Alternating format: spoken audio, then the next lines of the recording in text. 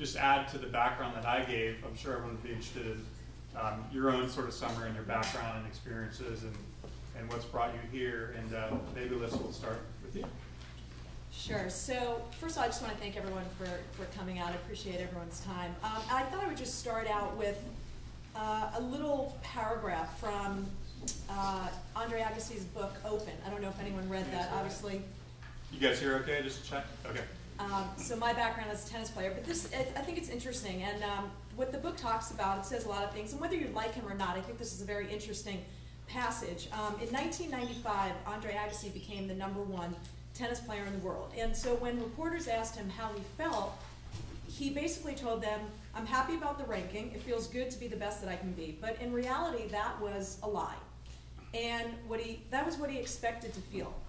And what he really felt was empty and unsatisfied. And what's so interesting about that, the book goes on to say, his book's called Open, he goes on to say he needed a new goal. And the problem all this time is that I've had the wrong goals. I never really wanted to be #1. That was just something others wanted for me. And he wanted to win the French Open, and ultimately, what's interesting, he later shares in the book that the most meaningful moments were when he actually won tennis tournaments, but took his earnings and put it towards these charter schools that he has and helping kids in need.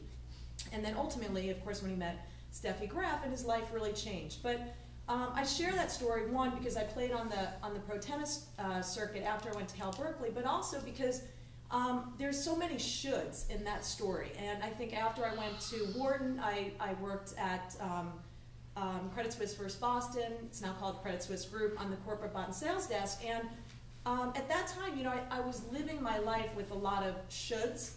And I think this is a theme that regardless of what age you are, I think we have a lot of these. And I think we think about what are sort of the top 1% moments that society thinks perhaps we should have. My family, we were all in finance, so I thought after going to Wharton, I sort of have to do that, right? It's something I should do. And I thought a title and all those things were actually going to make me happy. And at the end of the day, it didn't. It didn't.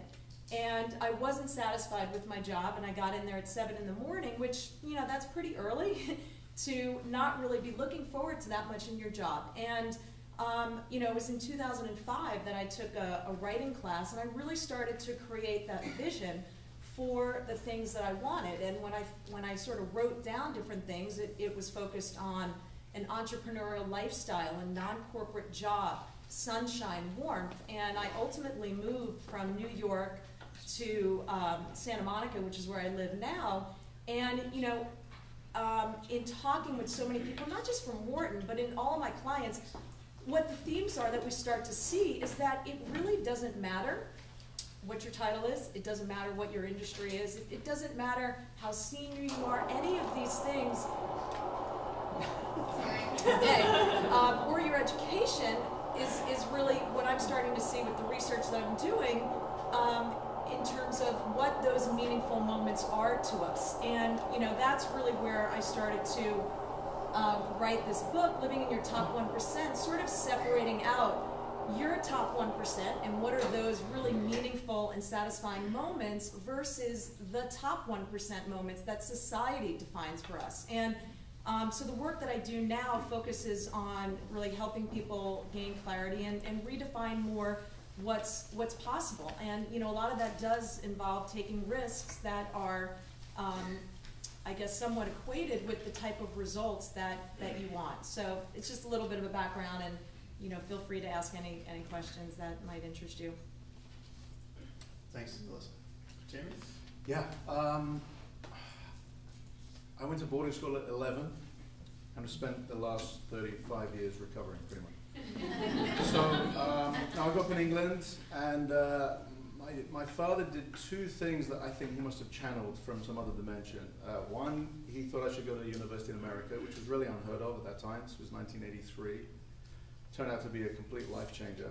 I came out here, went to Pepperdine, have a degree in sports medicine, Pepperdine, undergrad, a Bachelor of Science. The other thing my dad did when I was 5, he bought me drums. Who knew? And I ended up being a jazz prodigy drummer by age 10. So, and the running joke of the family is my father's vision, I would go to Oxford or Cambridge. This was before the America idea came in. So I was going to go to Oxford or Cambridge, and he said, I wanted to have a hobby that took your mind off your studies. The joke is that my drums took my mind right off my studies, and I never went to Oxford and Cambridge, but I came to California. So I was here, and '86, I did my undergrad in 3 years. I was kind of in a hurry to get out. And then I also was a drummer as a kid. So I became a studio musician. I had this very surreal 6-week period in 1990 where I was playing with a band called Go West, and we had a #1 the album for the Pretty Woman soundtrack. It was the song was called The King of Wishful Thinking. You might remember it from 1990. And so at that time I was in 4 videos on MTV and VH1, and I was moonlighting as a drummer, but I was a psychotherapist in private practice during the day. So I literally went through 6 weeks where I was in my office from Monday through Wednesday. We get on a red eye, fly to the East Coast, we would do concerts. I'd come back, and I had videos on VH1. We were on the Arsenio Hall show, and literally not one patient of mine ever knew my double identity. So that was a terrifying 6 weeks. Anyway, the long and short of it is I was licensed in 1990, and I continued in my practice. And I never intended to set out to be a psychotherapist. I was the most ambivalent psychotherapist you could ever imagine. My patients didn't know that, because once I got in the room, I love people, so but my office was in Encino, and I lived in West Hollywood, and I would literally get to Balboa and want to keep driving to Santa Barbara. But that was, I kind of, being a therapist was to get my green card, because I wasn't going to get it as a drummer. I knew that. So I literally went into psychotherapy for all the wrong reasons. I was fascinated with learning about people. I wanted to get my green card. And for 16 years, I ambivalently was a shrink. So around 2000, I discovered the mystical teachings of Kabbalah, and was very intrigued by all that kind of mysticism. And it was the time where I was at my peak burnout as a shrink.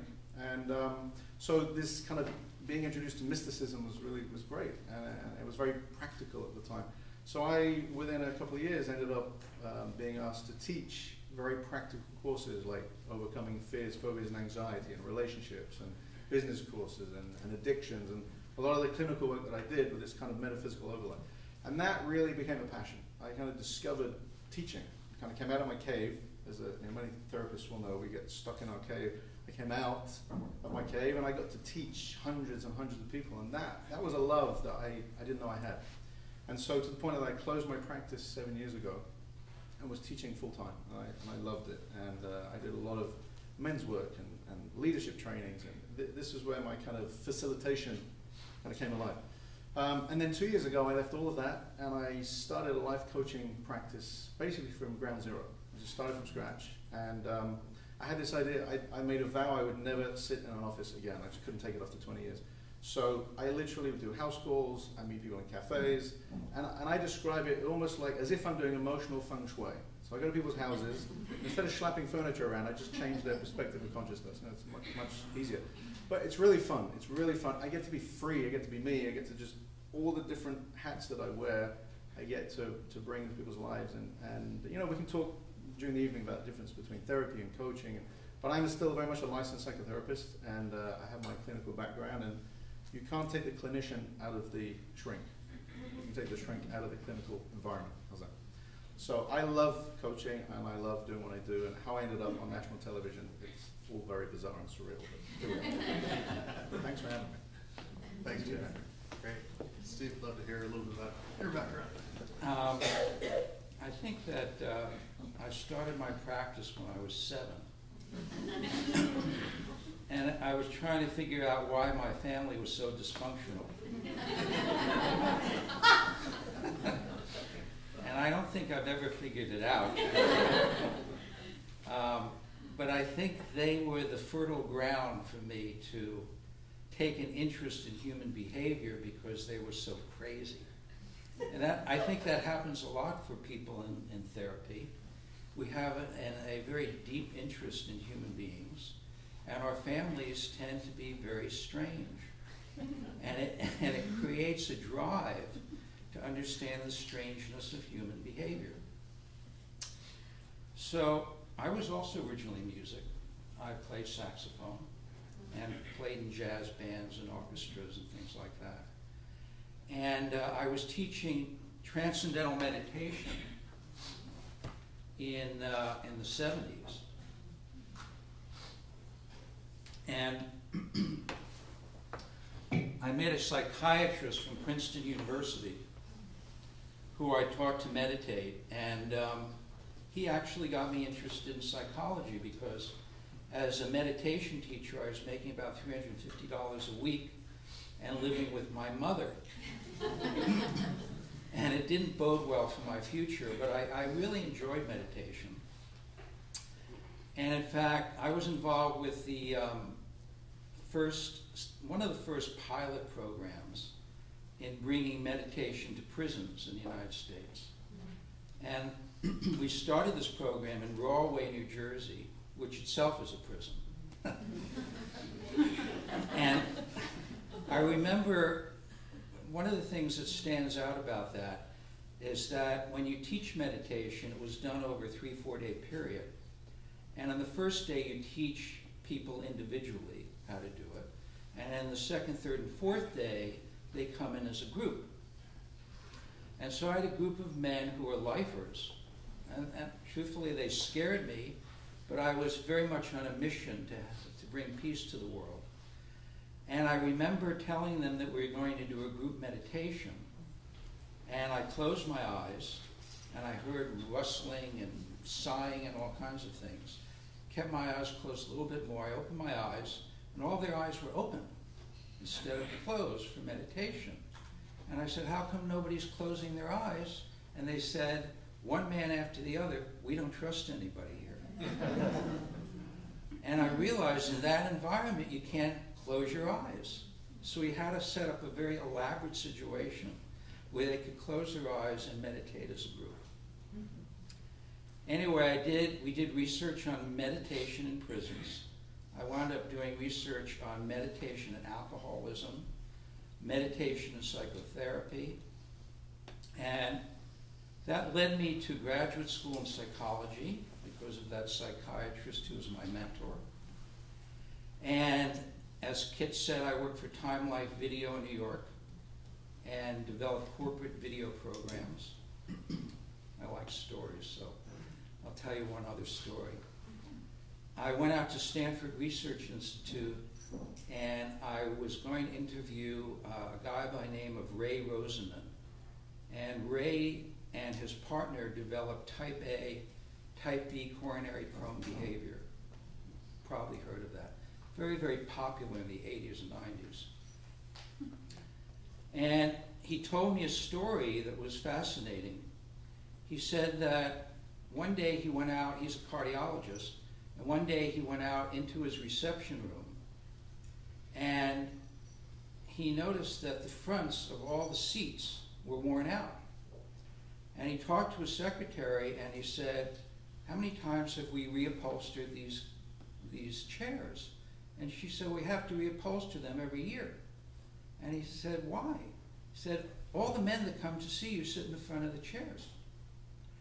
He did a study of that and he realized that all these people who were type A's being very restless and driven and agenda-driven, were always sitting at the edge of their chairs and they couldn't rest, they couldn't relax. And he said that was the beginning of my career. And I found that fascinating. So summing this up a bit, what I did was I took my work in transcendental meditation and my interest in Oriental philosophy, and I combined that with Western psychology. And I have kind of a niche practice in LA in the sense that people come to see me after they've kind of exhausted all other things. And we work in a very, very different way where I teach meditation, guided visualizations, we work with metaphysical principles, and we also work with clinical psychology. So that's how it all kind of came together, starting at age 7. Thank you, Steve. Just to give everyone a little idea on the evening, these usually run from 7 to 8:30, and so I'm going to do kind of a little panel discussion here till about 10 after 8. That'll give us at least 20 minutes for questions, and then everyone, between 8:15 and 8:30, if you need to go or at any time, feel free. And then if we still have a good discussion going at 8:30, will probably stick around a little bit more, but don't feel like you have to. So the first question, I wanted to throw by the panel, and I'll start with Alyssa. It means a lot of different things to different people, but given the backdrop here, what does quality of life mean to you personally? Well, I would probably define that in terms of really personal success or moments that are particularly fulfilling is how I would define that. And I think it's very similar to the idea of living in your top 1%, and that idea is dynamic, and it's going to change when you are the mother of 3 kids. If you're a single mom, I don't have kids, so I think it's going to be different at every single point in your life. So I think it ties in with a lot of the other things we'll talk about, but it's really, for me, what are the things that ultimately ground me? And I think it's having, some time for myself, doing some things, which includes, in a macro sense, really the environment that I want to live. And I think quality of life for me also includes some of these non-negotiables, where I want to live. And so for me, that has to do with nature. So that's a grounding quality of life thing for me. And I moved from New York to here, and I never want to live where it's cold unless Oprah calls and says something. But I think they're maybe moving out here. But so I think that's sort of one grounding thing. I think connections is very important to me. Quality of life. I think it's hard to say, things are going great in your career, but your relationships are sort of nowhere to be found. So I think that has to do obviously with friends, family, and romance or love. So that's, I think, another sort of grounding part. And then I think for me, really the things that are inspiring to me, whether that's learning, whether that's reading. And so I think it's having some sort of balance in your life. Balance, I think, is a little bit of an oxymoron. Right, because it's sort of hard to have that. So it's being okay with the balance and imbalance in your life that are many of those variables that I talked about for myself. So. Thanks. What about you, Jim? Same question. I was thinking, it's a great question. I think for me personally, there's two things that really speak to what quality is. One, I'm very mission-based. I'm all about having a mission and being purpose-driven. So whatever gets me to leap out of bed in the morning, that's high quality. And obviously I was expressing a lot of ambivalence for a period of time in my life. That was a very difficult time for me because it wasn't very fulfilling. I was very good at it, but it wasn't fulfilling. So the difference between having passion, which I think is a quality of life, having passion and discovering how that shows up, and it was later in life for me. I'm like the ultimate late bloomer. So I think when you whatever that means, whatever passion is, I'm also passionate about nature. I'm passionate about impacting people. And the other, so mission and passion. The other thing is the people. I mean, to me, it's all about amazing people in my life, community, and I said it in a lot of men's work. I have men that will tell me the truth who are like knights of the Roundtable. That's been crucial for me. To be able to be in Los Angeles and have men of integrity and honor who show up on time and their word is gold, that's huge. That really gives me my edge, having that. Not to say women don't tell me the truth, but not as much. And as men, we don't really tell women the truth either. So having an amazing life partner, my wife, incredible friends, family. I'm very blessed with very special people around me. So that, I think if I lived on a mountain alone, even though it's great nature, I don't think the quality would be the same. Thanks. How about you, Steve? These are great. I think the first thing I think about in terms of quality is the relationship we have with ourselves. And in my life, it has to do with integrity, being able to be honest with myself, speaking truthfully, being able to say no when I mean it, being able to say yes when I mean it. And I also think that since my background is in meditation, I think the quality of life for me comes from an internal silence or an internal source within myself, that when that is vibrant or radiant, whatever I'm doing is enhanced. So if I get up in the morning and I usually meditate, on a day when that internal being is very radiant, every moment after that has a radiance to it, has a meaning to it. And it was interesting, in the Wall Street Journal yesterday, they just released a 10-year study on happiness. And what it said was that, and this is 7,000 people over a 10-year period, what it said was that happiness isn't the issue. The issue is well-being, and well-being means those people who have purpose and meaning in their lives live better lives. And I would say that's another component of what it means to have a life of integrity and a life of quality. Thank you. And could you talk a little more about meditation and what that does for you and others? Absolutely. Great topic, right? You know, I've been doing it since I was a kid, 19 years old. I gave up a big marijuana habit to start meditating when I was in college. It was difficult for me to do that, but I'm glad I did. And you know, I've taught thousands of people to meditate across the United States, and I used to run a lot of workshops on meditation. So what meditation does, it allows us, I think in your book about this, the idea of the 1% part of us, meditation allows the mind to calm down to a degree that you are more resourceful with yourself. Because most of the time, we're being thrust into the future, or thrust into the past, or thrust into the next responsibility without having any internal balance.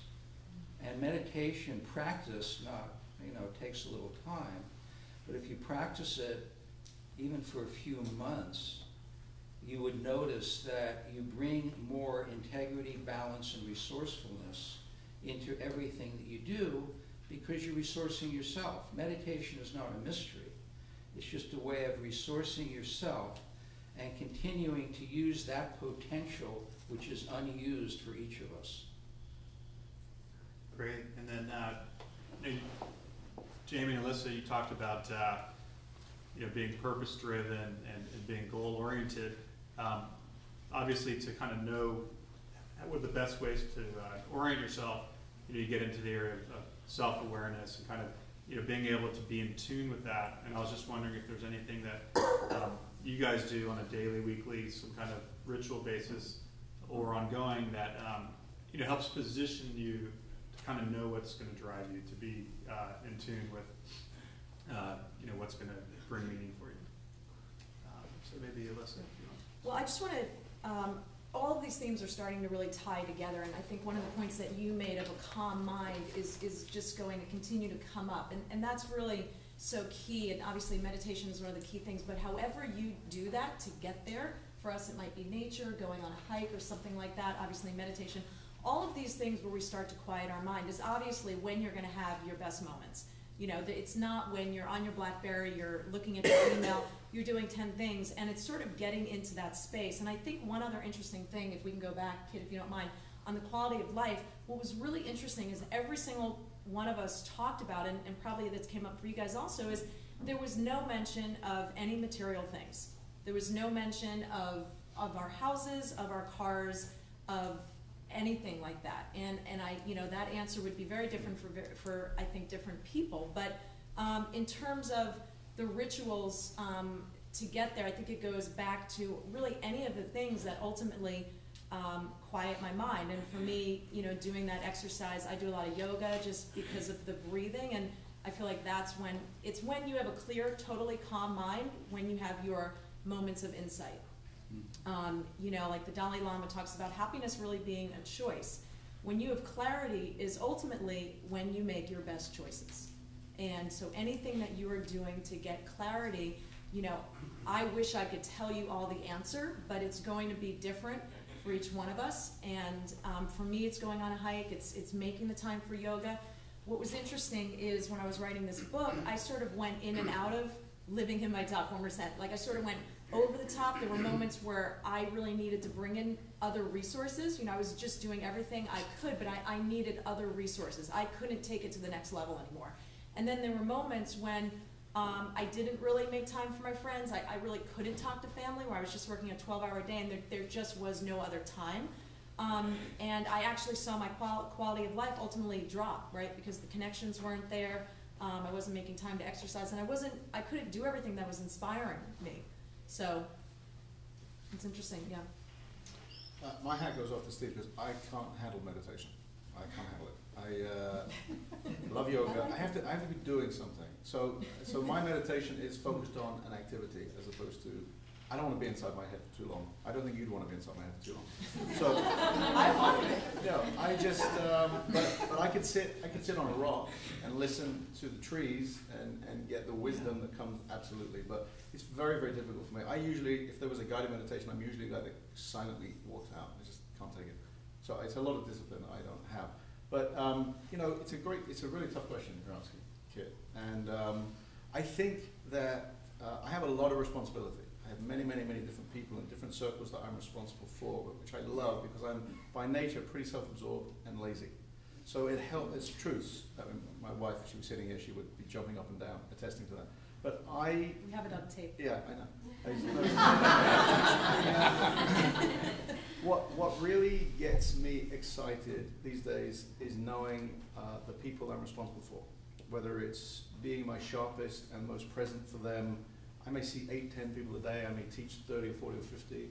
On television, there were 10 million. It's pretty daunting. But no, the idea is for me is that if you imagine that there was a chart, and at the bottom there's like this vacuum that sucks everything into it. For me, being alone and being disconnected, for a lot of people who feel very isolated, I'm not talking about meditating, which is a very proactive thing, but a lot of people I come into contact with that are asking for help are very cut off, they're very alone, they're very disconnected, they don't have a lot of community. And it's like they're near that sock hole, you might call it. And for me, the secret is to be in relationship, whatever that looks like. The more relationship, the more people that we connect with, the further away from that kind of propeller, as it were, that we connect to. So you go from being very much alone to in relationship, just phone calls, connecting, like we're doing here. Then you can move into a level of having a team. Many of us are on teams, whether it's work teams or sport, athletic teams, about tennis. I have a men's team of 14, 15 men that I connect with every week for 3 hours. It's really powerful. Then, larger teams that we're part of, organizations and communities. So to me, what keeps me attuned is staying away from that sock hole. Just staying away from that disconnected, isolated, self-absorbed place, because I've been there, for many years.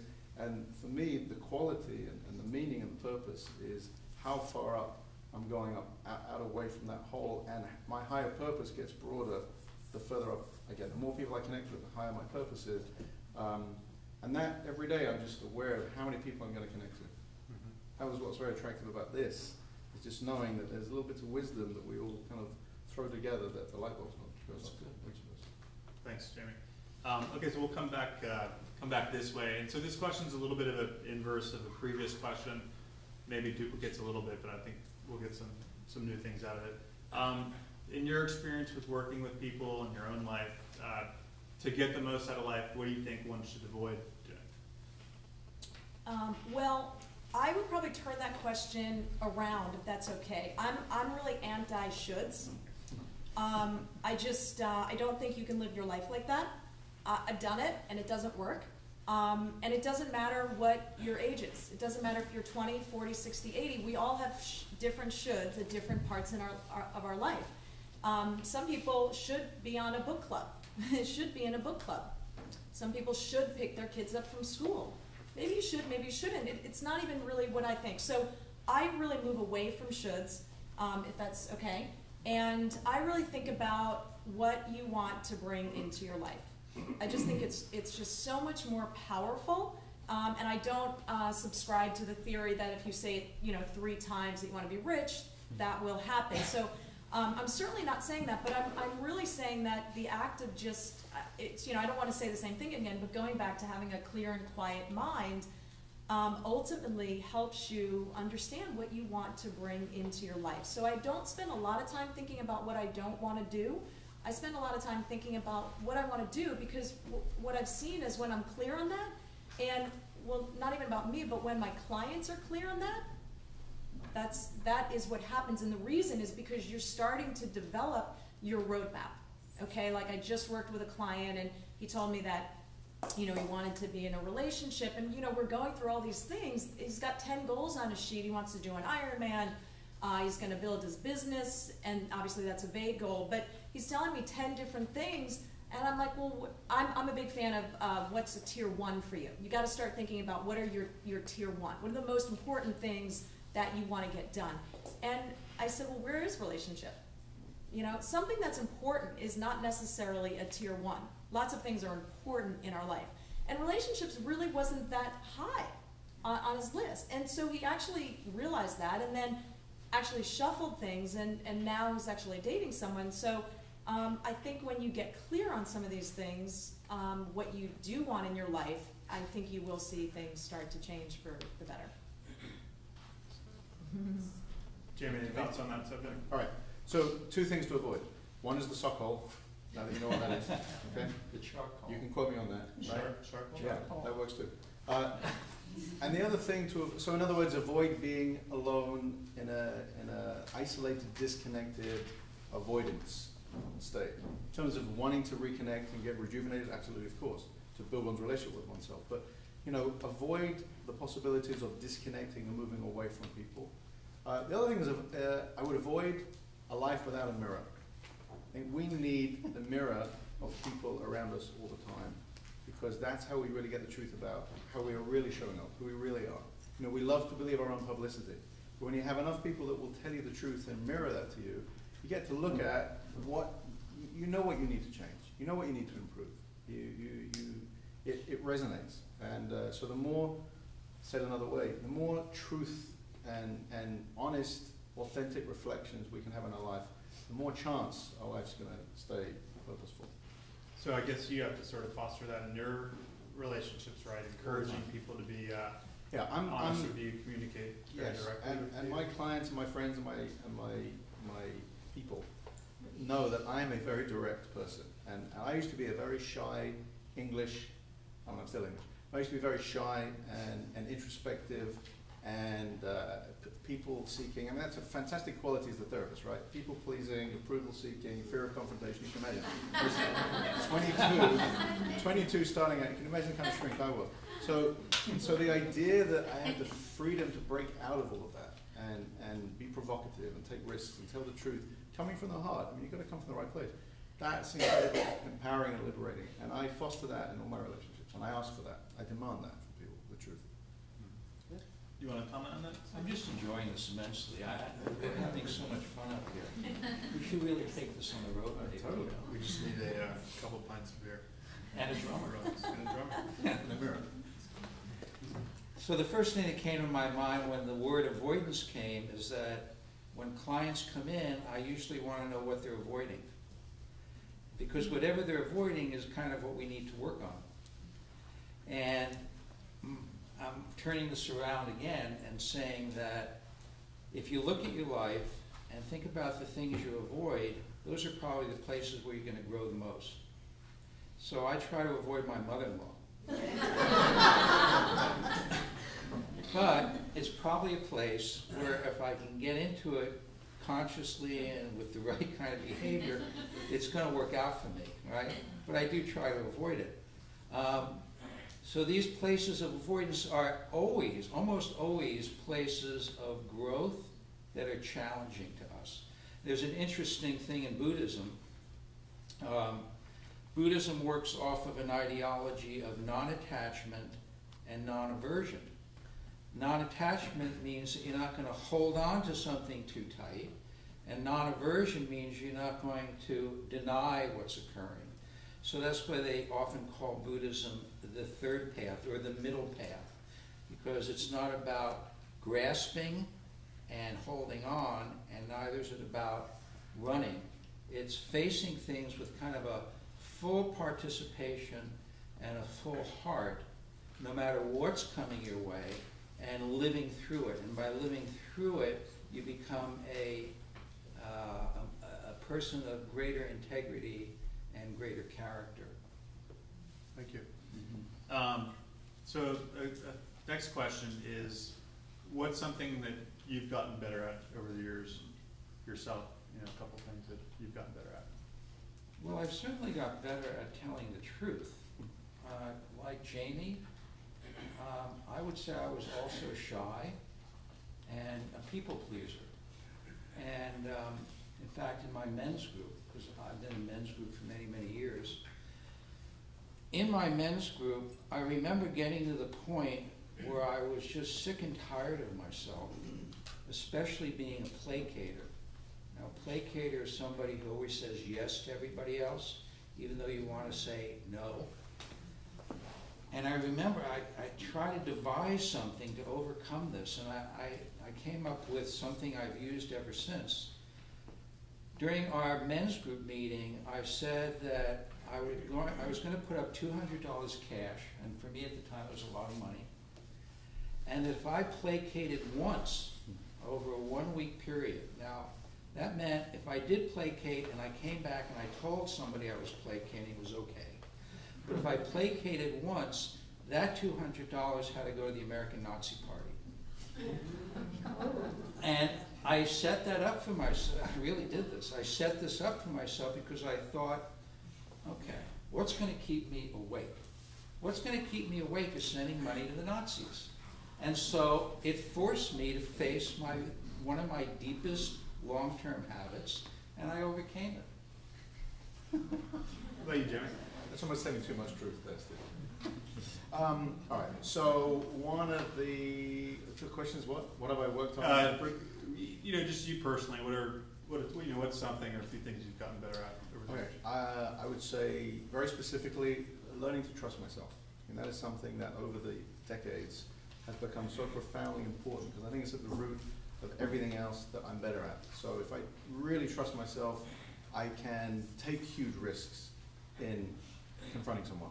If I trust where I'm coming from and I trust the clarity I have around something, I will stand behind that. I'll have more conviction in it. I trust myself to reinvent my life many, many times. That takes trust. It takes guts to do that. It's not all about boredom and looking for an exciting change. It takes a lot of courage, I believe, and I really mentor people that way to learn how to trust themselves. Ironically, you know, as you can imagine, people love to depend on and put us in these very idealized guru-like positions, which is horrendous if you're on the receiving end of that, because there's only one way to go when you're on the pedestal, right? So I've learned in my work over the years to really not allow people to do that and to show them how irresponsible that is. And therefore I trust myself in guiding them how to trust themselves. And that the answer is it's not really coming from us. I think Alyssa said that earlier. It's coming from a much higher place, and one has to know how to tune into that and how to draw on that. And so the root of everything I do, and I have a lot of bold things that I do, that's a huge thing. And I think that's kind of trial and error and a lot of risk taking, which again, when you kind of start off insecure and shy and worrying about making mistakes, that's not easy. But I think that if one really trusts one, I'm not talking about arrogance either. I'm talking about just, you know, because I said it, it must be true.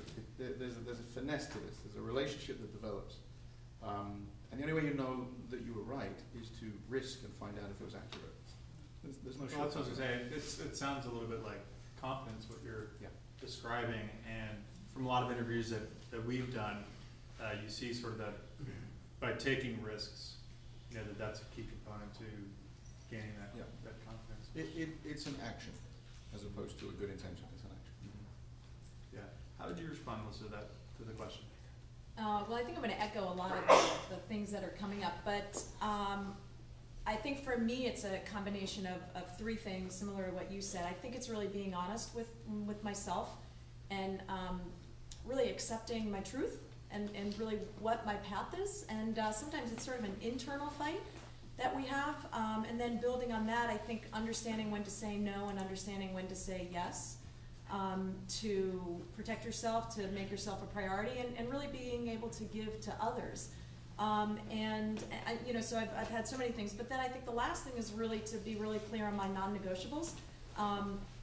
that's not really a word that we hear a lot, but non-negotiables in the sense of what are the core things that you have to have in your life? What are those foundational things for you before you can move forward? They're going to be different for everyone, and they're going to be different today. What's a non-negotiable may be different in 5 years, may be different than what it was in 5 years ago. So for me, it's having a lot of clarity on all of those things. Great. And one question I wanted to ask, getting into kind of the mental realm, and I'm wondering if are there any little mental things that you do or sort of catch yourself on that ultimately lead to quality of life? So one example would be, I know I can notice when I'm getting flustered or stressed, and then sometimes if I just kind of ask myself, what is it? Is it because the flight got canceled or something like that? And you can kind of catch yourself and then say, okay, is it worth these emotions? Can I do anything about it, kind of thing?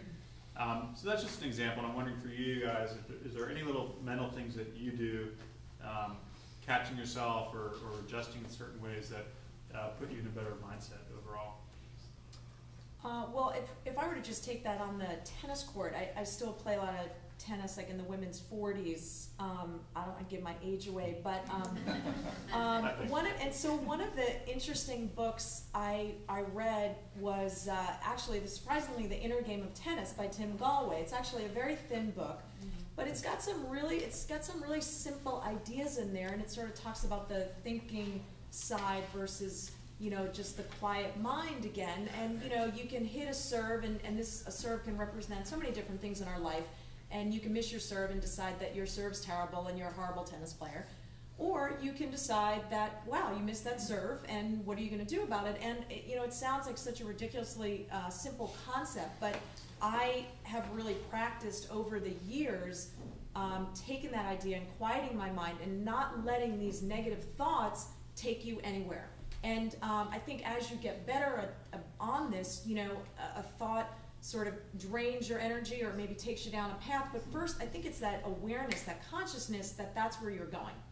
And sometimes we let it sort of derail us, basically, right, for a week. And as you get better at it, that time frame is a day, and then it's a half day, and then it's an hour, and then it's just a couple of moments, and then you're sort of right back on track. So I think that process a little bit, and I'm really aware of the words I use. I mean, these are all very simple things, but even on, I don't know if anyone's on Facebook, but you'll see the different posts that your friends make, and if you look at them, a lot of them are actually quite negative and sort of taking themselves down for no reason, So I'm always interested in the words that people use, and I started to notice this really even on the tennis court. Someone would miss a volley, and then they'd be like, oh, I'm terrible. And so I'm really, really conscious about that, and really just trying to not let anything, have additional vibrations, really. Anything? Yeah. By the way, if there's any questions where, you don't have to answer. Yeah, no, I've got other questions. It's a very simple. I just hate the word mental because it scares me. But I work on making sure I don't take myself very seriously. I think this world is very uptight, and coming from England, I vowed I would never be too English. So I love the fact that I live in California, and we're all very irreverent. And I really think it's some of the most hostile couples counseling I've ever done has been literally to make someone laugh who's in a rage somehow. And it's not easy to do that. It's quite a skill to turn rage into laughter. Right? You have to don't do this at home. I mean, you have to be very careful. But I definitely will. Everything is ridiculous. We get ridiculous. We really do. I mean, I can be ridiculous. So I try to really make sure that we see, as soon as someone loses their sense of humor about themselves, their ego's engaged. Just know that. As soon as someone feels insulted, their ego's in there. So I work very hard. I really believe, I learned this as a teacher, and I've got a few of my old students sitting out here. By old, I mean former. I would always say that, being someone who kind of recovered from worrying about what everyone thought about me and getting over that, I would always say that, you got to be willing to be a schmuck. Okay, this was my big nugget of wisdom I would teach you. Is you got to be willing, you got to remember that no matter how much you try to please everybody and be perfect and everyone someone somewhere, including in this room right now, someone somewhere thinks you're a schmuck. You're going to be really okay with that. And so as I go through my day, one of my checks with myself is that I'm not taking myself too seriously. And I'm making sure people I'm working with don't get too stuck in who they are either. And just to be able to find the little bit of opening to show people how light even the most devastating, horrendously enraging, grief-stricken moment is. There's lightness in it, and that helps. It's great, thanks. Estella. Yeah. I guess the thing that comes to mind is not taking myself so seriously. And when I'm caught in situations, to remind myself that it's really not that important. And especially right now, what's going on in Japan, and I'm watching that all the time. And I have a client who I've been Skyping who's in Tokyo. And the other day we were talking, and as we were talking, her apartment started shaking. She ran into the bathroom, and I watched the apartment move on my video in Brentwood. And she came back and said, going on for the past 3 days, every 15 minutes. And I thought, well, I have nothing really in my life to be concerned about. And so much of it is perspective. It's like point of view for me. I try to keep a larger perspective about things. And often in the morning I'll meditate, and then I'll go outside. And I'll listen to the birds, and I'll look at the sky, watch the clouds, the leaves, the new flowers coming up, and kind of bathe myself in it to get ready for the day, because it's about me being a part of everything else and not taking myself so seriously. It's a good point, Jamie. And then I actually did a workshop of Steve's one time, and I really enjoyed the part of your thoughts about thought processing and your philosophy that there is, in your opinion, a self-fulfilling aspect to that. And I was wondering if you talk, and don't feel you have to keep it short. You know, we'd love just to get your share with the audience what you shared. What a self-fulfilling prophecy is? Yeah, and how you think the importance of thoughts, how powerful they can be. I think thoughts are the most powerful things in the world. I think negative thoughts are even more powerful in general. For whatever reason, we're much more expert at our negative thinking than we are at our positive thinking. We can dwell on negative thoughts for days. In fact, I used to be depressed for months at a time. And after I started studying Buddhism, I realized why I was depressed. It was because I was telling myself stories over and over again that were absolutely horrible. And they had very, very little foundation in reality.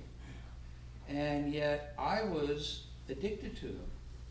And they would recycle through me. And as they recycled through me, they impacted my physiology to a degree that my immune system got very, very weak.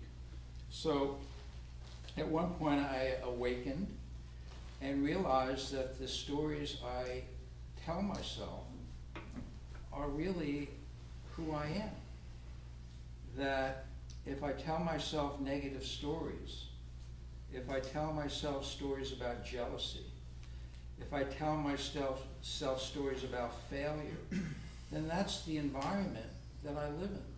So in my practice, I have a Clear Skies initiative. And Clear Skies initiative is how we feel inside of ourselves, because this environment is either a very polluted environment or a clear sky. And so I do teach my clients Buddhist mindfulness as well as meditation. So they begin to be aware of the thoughts that they have and how those thoughts influence their feelings, their sleep, their behavior, their joy, their sadness, their happiness. And you don't even have to do anything with that. You don't have to control your thoughts, you just have to notice them. And as you notice them, after a while, you begin to have the ability to choose, to some degree, what thoughts you want to engage in and what thoughts you want to let go of. And I talked before about denial, so it's not denying or pushing thoughts out. It's just not entertaining them as if you would invite them in for pizza. So we often invite thoughts in for pizza. We say, we're having a pizza party, come on, and for the next 3 days we're depressed. Not just because we're really full, but because our minds are really involved with the negativity of all that. So that's one of the teachings I do, and I certainly believe in the self-fulfilling prophecy. I think we fulfill our prophecies day after day, depending on what they are, and the intensity of them and the strength of them, and also the intensity of our own imagination. I mean, most of the stuff comes from our imagination, often fueled by fear. When people come in to see me, I often talk about what fears are, because we're all plagued by them. People who have big imaginations and large fears are the people who suffer the most, because those fears drive our imagination. And as human beings, our imaginations are one of the greatest, most precious aspects of being alive. But we really don't understand how to utilize our brain or our imagination in fundamental ways. And so that's one of the reasons that I teach mindfulness, meditation, and things like that. Be able to become aware of how you're treating yourself. Thanks. Yeah. Great. I want to touch on the subject of relationship. So, Alyssa, you talked a little bit about that, and I think from the aspect of not necessarily the richness, but I think also, at least in my own experience, my quality of life is diminished when I'm having to spend time repairing relationship issues. So if I've got an issue with a sibling and there was a misunderstanding and all of that sort of time that maybe didn't need to be spent if I had been more skillful maybe on the front end, let's say. And I'm just wondering if you guys could share any things that you do kind of on the relationship front that maybe help relationships flourish, but also help maybe avoiding situations that later cause repair. And it could be family, it could be friendships. So you want to start, Jim? Sure. I mean, I alluded to it earlier, truth. The way through a relationship blockage or barrier is just go for the truth. Because I think we spend so much time dancing around and avoiding and sugarcoating and kind of being very indirect and slippery. Most people are very uncomfortable with conflict, right? I mean, just by show of hands, how many people in here are very uncomfortable with conflict? How many people avoid confrontation directly? Okay, the rest are just rageaholics, right? So the idea is that confrontation is not a hostile thing. Confrontation is about just being real, just being direct. So if I personally, forget with my clients, if I personally am having an issue with whether it's my wife or if it's a friend, the first thing I want to do is address it directly. And remember, let's tie everything together, sense of humor. It's not about getting all uptight and intense. That's not very well received.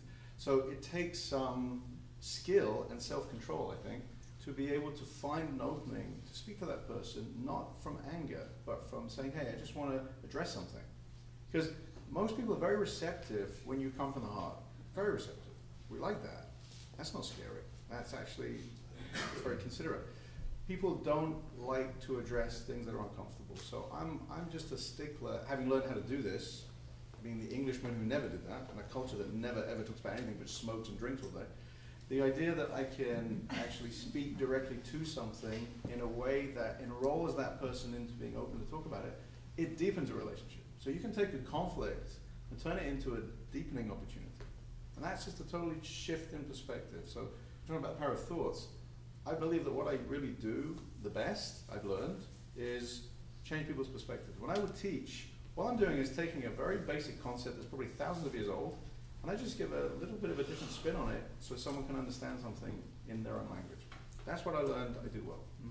And whether it's with a friend or it's a lecture for 1,000 people, it's the same thing. It's just taking an idea that's not my own, it's just life, and putting a little spin on it, a metaphor, an example, an anecdote, and everybody can relate to it in a different way. And that shifts conflict, and that can heal a relationship. Just that one thing that said from another position, and that's what's, to me, the most meaningful stuff I do is couples work. Because you can literally, in 10 minutes, completely turn a couple around because one thing was said in a different way where they both heard it. Because, you know, we get stuck. So. And do you, when you sense an important conversation or kind of a pivotal moment, do you ever sort of take pause and say, okay, you know, versus being reactive, just say, okay, let's, how should I, you know, frame this in a way that they would 100%. appreciate it or understand? 100%.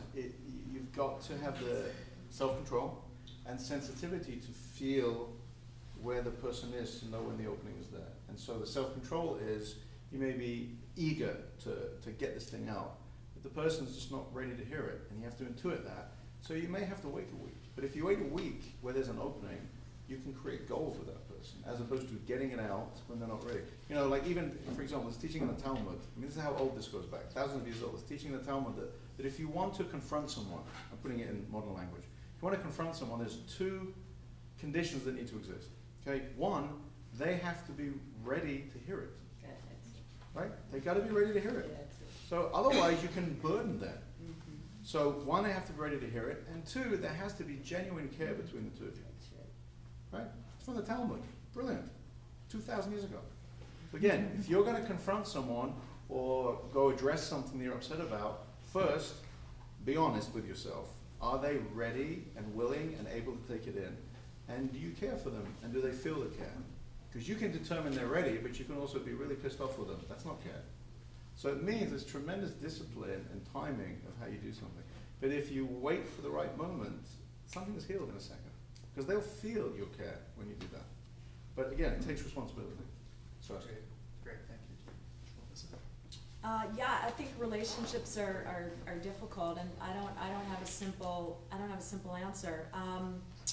I mean, right now I have a conflict with one of my friends, and we've been great friends, and we've got some stuff going on. And I think everyone said good things. I think if you come from this from a sense of love, it sounds so corny, but I think you talked about ego before, and the ego is never really helping you. And the interesting thing is we didn't settle it, but I think I was trying to understand what her perspective was, and we actually had the exact same goals, which is so interesting, right?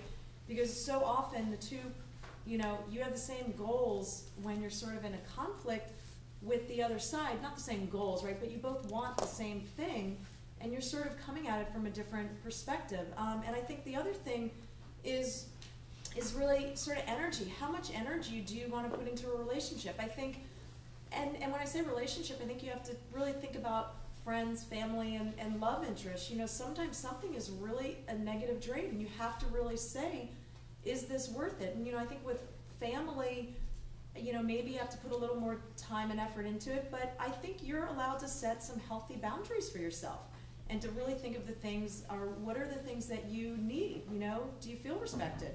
The last thing I would say is, in terms of how I typically might talk to someone, when you sort of say a lot of why questions, well, why'd you do that, and what about this, someone won't really be ready. Going back to what you were saying, which is really critical. No one's going to be ready when you're sort of attacking them like that. And so when you ask a what question, you sort of get a different response. Or when you just say, can I tell you how I feel? So if they say no, well, that sort of answers the question. And they say, yeah, well, they're going to be a little more open to it. So I wish I could solve the the question, but I think for me, it's just sort of each of those things that I talked about. Great, thanks, Alyssa. So let's open it up to the audience. Again, if anyone wants to leave at any time, feel free. We'll let this, looks like we'll get a good 20 minutes here, but go ahead and ask questions to anyone on the panel. You can do it for an individual. So. Yes. Just to make you more uncomfortable, what is an example of placating? For me? Yeah, that you were mentioning, that you did not placate during the week. It sort of went over my head. Everything. Just to me, agreeing to doing something you didn't want to do. Somebody wanted to see a movie that I didn't want to see. The question was examples of things that he would do that were placating. So if somebody wanted to see a movie that I didn't want to see, then I would usually say, okay. Or I think the biggest piece was in my earlier relationships, love relationships, I would always try to please my partner, and then they would get very used to that, and then I never got my needs met because I was always somebody who was a caretaker. Now, I'm very good at being a caretaker. It's one of my strong suits. But it was employed by my fear that I wouldn't be loved. And so I'd always do too much. I'd always placate them. I'd always be overly solicitous, too interested in what their needs were, and never really in my own. And it would cause me a tremendous amount of frustration and anger as the relationship went on. And my partners never understood why I was so angry, because I was such a wonderful guy.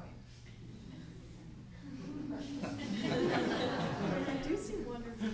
Yes. James, I guess in your role as a psychotherapist, you talked about being able to take a couple where someone's enraged and turning that around and bringing humor in. Can you Yeah. give an example of that and say how you were able to do that? Well, of course I've got to let the rage simmer down. So I'm not doing it mid-rage. That's not a moment for humor. So it's timing. If I have an hour, sometimes I spend an hour and a half with a couple, I'll wait till the angers come out. And then I will, when there's it's timing. There's an opening. There is an opening to show when he's got everything out, if it's a man, he's kind of, dumped everything. I will show him how ridiculous he sounds. But there has to be trust. So yeah, that's why I say don't do this at home. Don't take this out of context. There has to be a trusting relationship that has developed. I may not do that right away. Once there's a trusting relationship, they know where I'm coming from, I will just be very irreverent about things, and I'm thinking of a specific example. Maybe give the name first. Yeah. I'm blanking on a specific example. But it's lightening the moment. There's a lot of tension. Anger brings a lot of tension, right? Anger is a product of pressure. Okay? Rage, I'm exaggerating when I say rage. Let's just say very hostile, angry couple fighting, arguing. Okay? The first thing I will do to break through that is remind them of the ground rule I told them 6 months earlier that they forgot, other than confidentiality, which is that within the walls of how I work with a couple, there's no right and wrong. Because they're going to go to he said, she said in the first 10 seconds, and I'm not interested in being a referee, it's really boring. So what I'll say is, look, for the purpose of what we do, within these walls, let's try and work within the realm of helpful, not so helpful, effective, ineffective. And that way I can teach them that, hey, I know what you're after here, but it's just not working. So let's try something a little bit more helpful. I just lighten it up that way, and then they will agree how ridiculous it was that you try to do it that way. It's just silly, and that's funny. When they can see that it's not working. But you've got to show them, you've got to give them some incentive by, this is going to work. Once you got them, now we can see how ridiculous you were before. So it's timing. It's just getting someone out of that very uptight, stuck. There's an agenda. They feel hurt, they feel misunderstood. So if you can help them feel more, I can help them feel understood. Their partner can't. But as long as I can teach the partner how to be less of a schmuck, right? Her or him, quite honestly, or depending on the couple. So it's just about taking a very intense, angry accumulation of stuff that's been building up and just gradually diminishing, taking the tension out of it, and then just getting real. Just, you gotta get a lead from a play. You gotta be very confident in doing that. So that's why I say this is not, I make it sound very easy. It's not, because they have to trust you. You're asking them, by leading them and being an example of it, you're modeling to them, it's not that bad. You can walk out of here and divorce any time. No problem, just you can quit, it's fine. It's just vows, you can. I don't have a philosophy, I don't try to keep couples together or separate them, I'm totally cool with it. I had a very bizarre I had a reputation for a period of time as being the guy that separated couples. It's true. It was not my intention, it's just therapists that were working with a couple that knew they were not going to make it, they'd send them to me because not because of my belief about marriage, because I believe that there was a more helpful way to end a relationship than screw you with a phone call. Because I know where that's going to go next. It's going to go to the next relationship with a screw you and the next one, especially when there's kids involved. So we just teach couples the importance of being a team. And you got to find a way to be a team because you're co-parents for life. So we've got to figure it out. So if we can get into the helpful, not so helpful, you know, you can do that. Right, wrong, done. That's not funny. That's really tedious. So it's kind of a gradual process. Okay. This may be too broad, but I'll throw it out there. This is for Steve. I also agree that to have a positive focus is absolutely the most important thing. But so many of us harbor the negative thoughts, and are there some simple tools, because obviously it takes some time and it's much larger than this, but are there some simple tools to, it's easy to say, think positive, take the negative and turn it into a positive. How do we release that negative thought and bring in the positive? Well, what you don't want to do is fight it.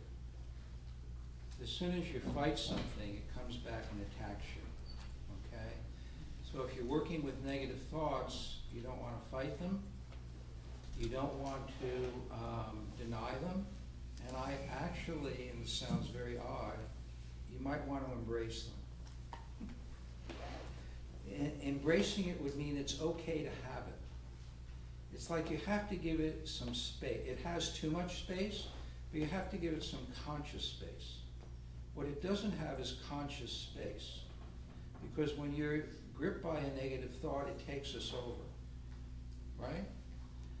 And so if you can give it some space, like I talk to my thoughts. I mean, it's a little bit schizophrenic, but I talk to them and say, you know, I understand why you're feeling this way. I understand that you're feeling rather negative about this, but let me show you some other options. Now, I actually do that, you see? Because the negative thought is an energy inside of you that's been created over a period of time through experience. And it wants to know that it's being helpful to you. Oftentimes, our negative thoughts are like our bodyguards. It's reminding us that if we do something, it's going to wind up poorly. We're going to fail. We're not going to be good enough. So it's actually doing something like an ally. It's saying, remember all those times when it didn't work out for you? If you risk yourself now, you're going to be too vulnerable. So I give it some space and say, you know what? That's how I was. I was like that 5 years ago. And I was like that 10 years ago. But actually, I've become a different person. So let me give you some options. So I'm giving you a kind of a funny way of dealing with it, but it has its uniqueness. Does that make a little sense? Makes a lot of sense. Good. I have a question for you. Yes, ma'am. How would you deal with being labeled poor, old, and just poor and old, and loser? How would you deal with that stigmatism being put out there in the universe on you? Anyone want to address that? Yeah. I was once told poor was not exactly, it was a state of, you can be poor, poor was just different. How would you deal with that stigmatism? Yeah. I mean, who's giving the label? It could be anyone. People in a position of authority or just anyone. How would you deal with that stigmatism? Yeah, so maybe like, have you had any stigmatisms thrown your way? I mean, it sounds a bit general, but I would say that, again, I believe that our role, and this is, Steve can attest to this, we're kind of a reality check. You know, as therapists, counselors, coaches, we're just a big reality check. People come in with all sorts of labels and judgments and things that's been thrown on them. And we're kind of there just to kind of look at it, be a voice of reason, and really check it out. So who cares who gives you the label? So that's their shtick, right? At the end of the day, do I feel I'm poor? Let's deal with that. Now we're into the beliefs and negative thinking. We can address that. What other people think, we got to get over it. It doesn't matter. They're entitled to that. But if I'm walking around in life believing the stuff that other people are thinking, well, none of us will make it. When I always say to people, that people are afraid to be judged. We're all afraid to be judged. Who are we kidding? You guys are judging us every minute we've been here. but we just gotta be okay to be schmucks. That was my point, right? We're gonna be okay with it. It's fine. You know, we've got very strong opinions. That doesn't make us the authority. That's how I deal with couples. Alyssa may handle things totally different. I'm sure Steve deals with it differently.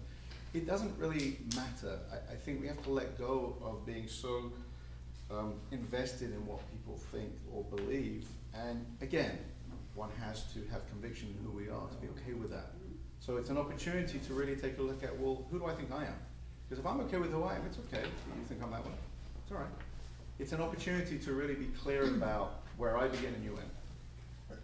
Another way of thinking about it, so many people are dealing with success, am I successful or not? And something I read a long time ago in the Course in Miracles, it says success is open-heartedness. And so, what does poor mean? Somebody could be poor materially, but they could have the biggest heart you'd ever see in your life. They could be a great giver. Huh? So these labels are only labels, and we have to know who we are and what we're capable of. And so I don't know if you're referring to somebody you know or to yourself. Who are you referring to? It's just been put out there, and It's just out there. I've been faced with it from different. Most people, I always think that individuals who are condescending to other individuals are extremely insecure. And so you'll always know when somebody lacks confidence and security because they'll say things like you just said. Not that you're saying it, but individuals out there. So it's always good to reverse it and know that people who are negative and put other people down have to do that in order to feel empowered themselves. Yeah, and the red jack. Oh, sorry. The only thing I would add is, you know, you guys I think have hit all the major points. You know, the 4 Agreements talks about never taking anything personally. So I think in getting back to sort of the truth, you have to decide what are the things that you want. Is there any validity to, again, it sounds like a little bit of a general statement, but is there any validity to that? And ultimately, I don't think it matters how other people see you unless that's sort of taking you down or off course. And I think you have to think about sort of what are the things that ultimately make you happy. And I totally agree. I mean, poor success is all relative. I mean, is someone happier who's a CEO making $1 million? Not really. Not really. So it just, I don't know what even those terms mean, right? So. There was one of the interviews that we did through the Quality Life Project was with Sidney Harmon, who lives here locally. His wife is the congresswoman. He ran the company Harman Kardon, and he just bought Newsweek a couple months ago. He's 92 right now. And he shared, we asked him a question kind of on this topic, and you know, he was talking, he gave a story that Albert Einstein had shared once, and it was that, you know, one of his friends had come up to him and was complaining about how the nobleman of the day was being treated and not respected, and these people are, you know, not respecting me and this and that. And his reply was pretty short, which was that, you know, dogs have been howling at the moon for years. And that was how he put it. Yes, in the red jacket. I wanted to speak on that because a lot of people that I work with are going through being labeled, not like I think you're this or I think you're that, but as a collective, some people in the world happen to be classified as poor, as minority, as a certain category, as out of work now, as in recession. And I feel like how to deal with that, you know, is a big question in a lot of people's mind, because when you sign a paper, you sign it unemployed, you know. And I think in dealing with those emotions that come with natural, not someone telling you that this is my status right now, and how to deal with that emotionally and mentally, and how to look inside and say, okay, I'm still a person, I'm a good person, and realize that even if you have money and are labeled different, it is, like you said, it's about quality of life and how you see yourself on the inside, not what you be labeled on the the things that I do a lot with my clients is that we always look at our assets, and we're usually not as generous with ourselves regarding our assets as we are with our liabilities. So if you know somebody who's in that situation and they're labeled as unemployed, if they came to see me, I would work on all of their assets. And I guarantee you, they have hundreds of assets, but they're focusing on one thing. And then in terms of what I was saying a few minutes ago, you can focus on that and it can really possess you, right? And so the antidote to that is beginning to broaden them out so they can begin to see the preciousness of themselves as human beings, what they do for their children, what they do for their spouse, what they do for their community, what talents they have, what kind of human beings they are apart from that label. So that's one of the things that I would do with somebody coming in with that kind of situation. You know, I kind of in the last couple of years have created a new specialty, and it's called reinvention. And it's pretty much because of the economy, because so many people I work with are unemployed. And that's just life lately. Nobody counted on industry as just folding and companies going away. And that's what they qualified. So with these people, I see the unemployment as an opportunity to reinvent themselves, to be their own boss. So what I've done with many people is discover, you know, with them what their talents are, and found ways to turn it into a business. I'll give you one example. So I have a guy who's 53. He's been a successful art director for 30 years. Okay, he moved from New York, where he was very well known. He moved to LA a few years ago, bought a big house, was going to live the life of Riley. He moved here, everything crashed, industry crashed. He hasn't worked in 3 years. Okay, here's a man who's fraught with, about to lose his home, can't get arrested, because all these young up-and-coming 22, 23-year-olds, the art directors. So I said to him, and he's angry, and I said, look, it ever occurred to you that you've got one thing these kids don't have? You're a consultant. You've been doing this for 30 years. So how about you create some kind of consultation business for art directors? And let's create some, because that's all I do. I'm a consultant now, right? So these days, we all get to be consultants. And he's got a lot of wisdom, a lot of experience. So here's a man, it never occurred to me, he was so bloody angry and jealous and feeling like he was, you know, ageism and all this stuff. Yeah, but let it work for you. You have a lot of experience and wisdom that these kids don't have. Let's find a way to create a business out of that. Because you have something very valuable if you get your anger out of the way, which is what he's doing. So I think unemployment, being poor, all the labels that people say. And by the way, I talked about looking in the mirror. Make sure you're clear what mirror you're looking into. Make sure it's an accurate mirror. Because being told you're poor, or you're no good, or you're unhireable, or you'll never walk again, and all the stories you hear, and people just laugh at that. The people that overcome those labels are the ones that don't buy into it.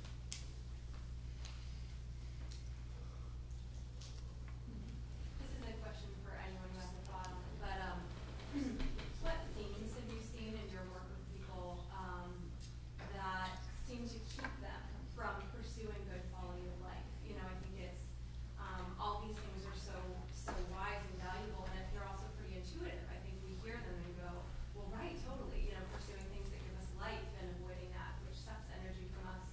And yet I think it's hard to obtain really good quality of life. So any thoughts on what you see preventing people from getting that good quality of life from here? I mean, I can start off, you guys can add, but I think it's so many things. One is fear of failure. I mean, one of the women that I was working with is going through a divorce. She's got kids. She doesn't love her job. And when we started working together, she just, going back to you guys with, you know, the question of labeling, just felt like a complete failure at this point. And where I started, I said, you know, tell me your strengths. Tell me what you're good at. Tell me your wins. Tell me the things that you've actually done that you feel really great about. And when she started going through that, she realized that, wow, she had actually left her marriage, and she started realizing all these things that she'd done really well. So I think sometimes fear of failure, fear of confidence, that we have a track record doing some of these things. I think sometimes fear of success, that God, what if you did really have this really great life, right? Sometimes people might sabotage themselves, and I think there's so many things, but sometimes you don't really have a roadmap. What is your next step? How would you start this great business that you wanted to do? So I think those are a few of the themes, and I think sometimes people take the wrong first step, right? The wrong small step, and they take maybe a little bit of an all or nothing approach with how they're going about a major change. And I think just what we're tying in a little bit in terms of attitude, I think, you know, the word change can actually be sort of a scary thing. You know, I moved from New York to California, I left finance. I think tying everything in, you've got to let the shoulds go. You've got to forget about what your parents think you should do, what your family. I went to Wharton Business School, and, you know, now I'm like coaching, right? I mean, you know, not that it's good or bad, but, you know, what about all the people running like the venture capital and, you know, all these other jobs? And it wasn't for me. So you have to really think about what are the things that ultimately that you want to do, and forget about what society thinks was the right thing for you. Mm-hmm. Great, I think we've got room for one more question. What's the criteria for choosing a life coach versus a therapist? I know, I love the term life coach, but I don't know whether, I think some of the answers have kind of led me to believe I know what it is, but how do you guys view it? I can start off and you guys can all jump in. I think if you asked 10 different people, 20 different people, you might get a different answer. So I know how I practice things, and it sounds like we actually have very similar philosophies. So what I focus on is taking where you are right now, what your assets are, and moving forward. How are we going to do that? So personally for myself, and you might be a little bit different because I don't have specifically your background, I'm not going to help you process a lot. I'm going to take where you are and try to figure out where you want to go, and then we're going to figure out how to do that together. I'm not going to decide where you should go, but I'm going to let you decide that, but I'm going to ask you really great questions to help you gain clarity. And so I'm not going to, you know, try to help you understand why, not you, but someone's marriage was bad, and, you know, why all your relationships, but I'm going to look at what impact that has on your life. So I'm going to look at something if it prevents you from moving forward, but otherwise the processing part, I'm only going to process if I think that's going to help you move forward. So that would be my personal answer. So we're all very similar up here. Because I have a spiritual Buddhist perspective, I'm very much about being in the moment with somebody. And being in the moment means I'm in partnership. So everybody who comes in to see me, I'm in partnership with. And we're working on things going forward in regards to what it is they want to accomplish together. The added benefit is that, and I think you brought this up, if there are issues that are stopping you from moving forward, then we go back and deal with them. But I don't spend a lot of time with history, because I think that everything that you need is right here. Everybody that you're in relationship with is a teacher to you. And so with all those teachers and everything you need, everything can be accomplished from here. Understandably, if there are historical issues with mom and dad, some time is spent with that, but not a whole lot.